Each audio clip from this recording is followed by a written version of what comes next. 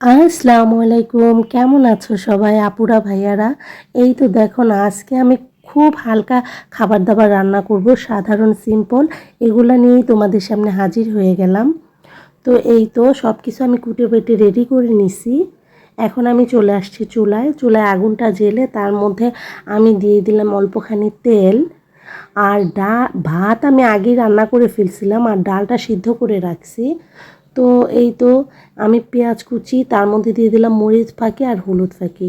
তোমরা যারা আমার ভিডিও প্রথম থেকে দেখো তারা অবশ্যই জানো আমি ডাল সেদ্ধর সময় হলুদ মরিচ দিই না, অল্প একটু হলুদ মরিচ বাগারের সময়ই দিই। তো এই তো সেদ্ধ ডালটা আমি বাগার দিয়ে দিলাম। আর সেটা আমি সুন্দর করে একটু 5 মিনিট ঢেকে জাল করে তারপর এটাকে আমি পাতিলে ঢেলে রাখছি। আবার ওই কড়াইটার মধ্যে আমি অল্পখানি তেল দিয়ে তাতে দিয়ে দিলাম পেঁয়াজ কুচি, বেশ কিছুখানি পেঁয়াজ কুচি আর কাঁচামরিচ ফালি করে আমি পাট শাকের সাথে রাখছি। আর পেঁয়াজের মধ্যে দিয়ে দিলাম লবণ। তো কাঁচামরিচ ফালি আর পাট শাকটা আমি একসাথে দিয়ে দিলাম। এই তো হালকা পাতলা রান্না বান্না আজকে, যেহেতু তোমাদের ভাইয়া বাসা নেই।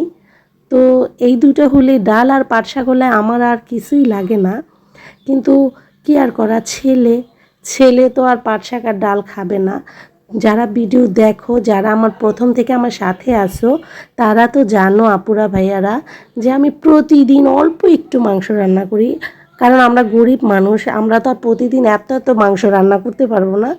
তো ওই অল্প মাংসটা শুধুমাত্র আমার ছেলের জন্য থাকে। তো এই তো আমি একটু আলু দিয়ে দিলাম, তেলের মধ্যে দিয়ে দিলাম মাংসটা, তার মধ্যে দিয়ে দিলাম আদা রসুন বাটা,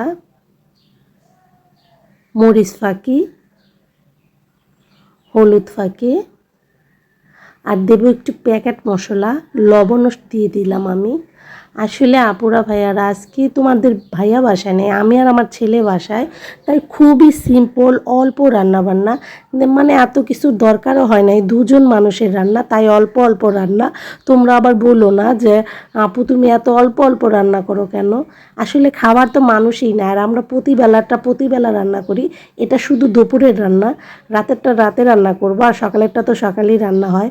সেই জন্য একেবারে রান্নার পরিমাণ খুবই কম হয়। যেহেতু একবেলাটা আরেকবেলা খাওয়া হয় না, সেটা শেষমেশ নষ্ট হয়। সেই জন্য আমি খুব কম কম করেই রান্না করি। তো এই তো আমি মাংসটা ভালো করে কষাইয়া তার মধ্যে একটুখানি গরম পানি ঝোল দিয়ে দিছিলাম। আর ভালো করে জাল হওয়ার পর ঝোলটা যখন ঘন হয়ে এই পর্যায়ে আসছে, আমি জিরার ফাঁকি দিয়ে এটাকে নামিয়ে নেব। এখন এই তো আমার রান্নাবান্না শেষ। লুকটা দেখছো, মাশাল্লাহ মাশাল্লাহ, অনেক সুন্দর। আর খাইতে এত মজা ছিল। আজকে আর না লাভ